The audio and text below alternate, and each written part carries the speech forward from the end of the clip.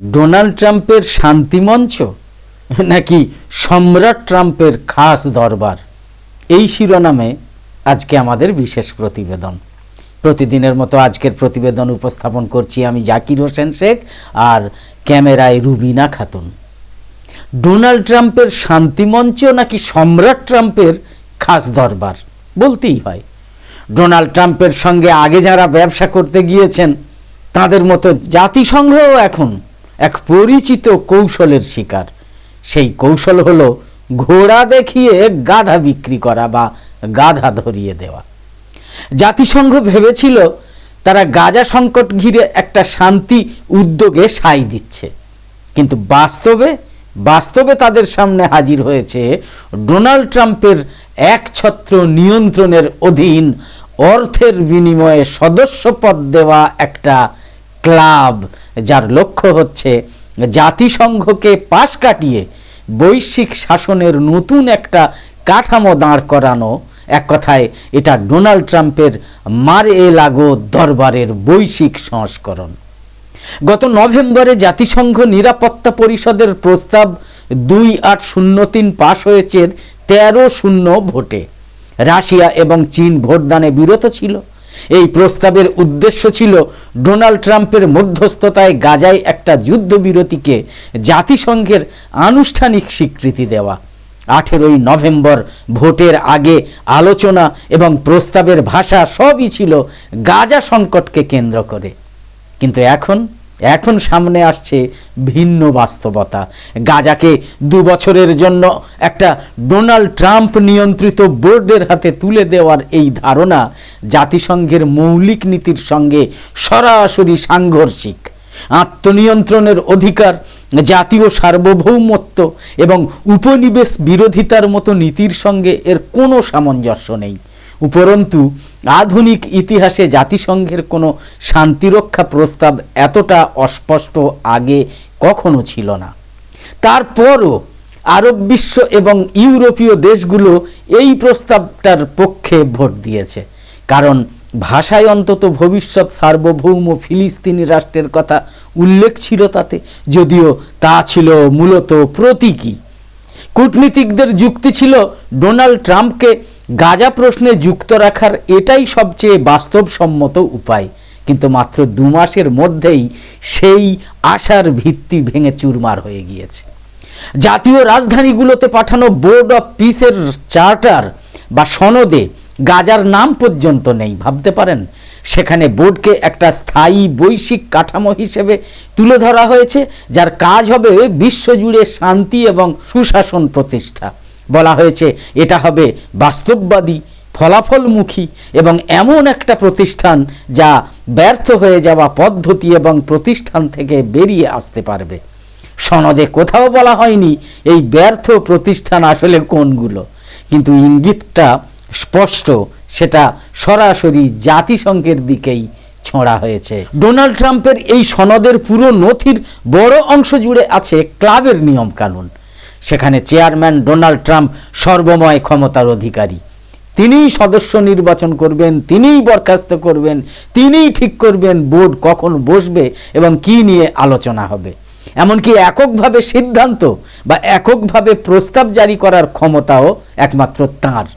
নথিতে chairman, quote unquote chairman শব্দটা এসেছে 35 বার। এটাই ক্ষমতার ভারসাম্যের প্রকৃত চিত্র।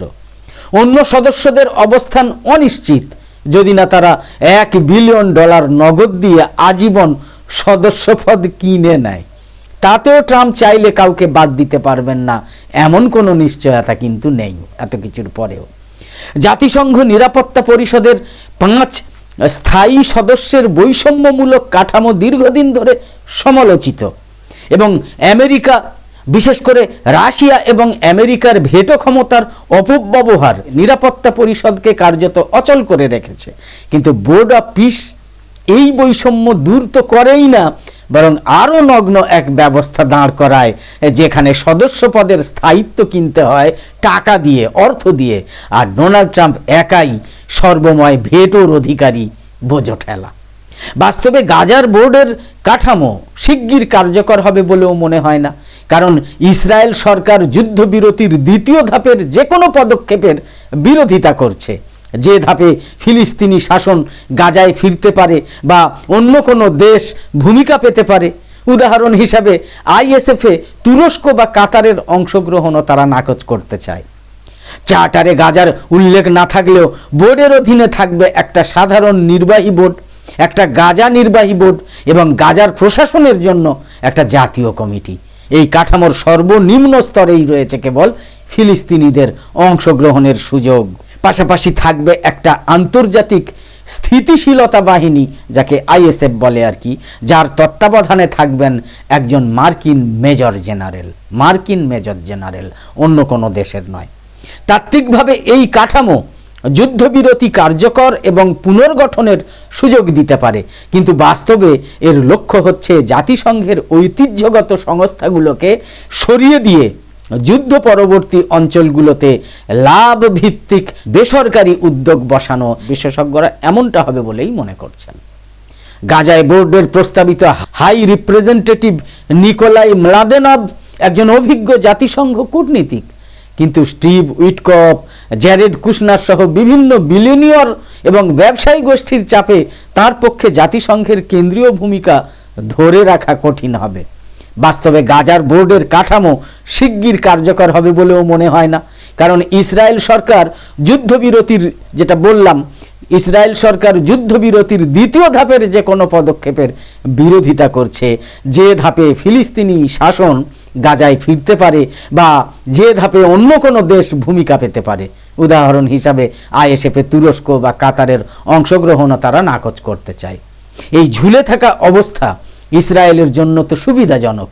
তারা জিম্মিদের ফিরিয়ে এনেছে, জাতিসংঘের সংস্থাগুলো গাজা থেকে সরানো হচ্ছে, অথচ পূর্ণমাত্রার যুদ্ধের খরচ ছাড়াই তারা যে কোনো সময় হামলারও সুযোগ রেখে দিচ্ছে।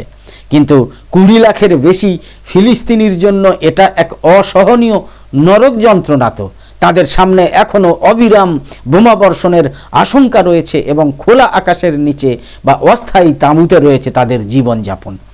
ভ্লাদিমির পুতিনের মতো নেতাকে সদস্য হিসাবে বিবেচনা করা কোনো বোর্ড অফ পিস ইউক্রেনের রক্তপাত থামাতে পারবে এমন আশা করাও তো অবাস্তব। এই বোর্ডের সবচেয়ে সম্ভাব্য পরিণতি হলো এটা ডোনাল্ড ট্রাম্পের আত্মপ্রচারমূলক একটা প্রকল্প হয়ে থাকবে।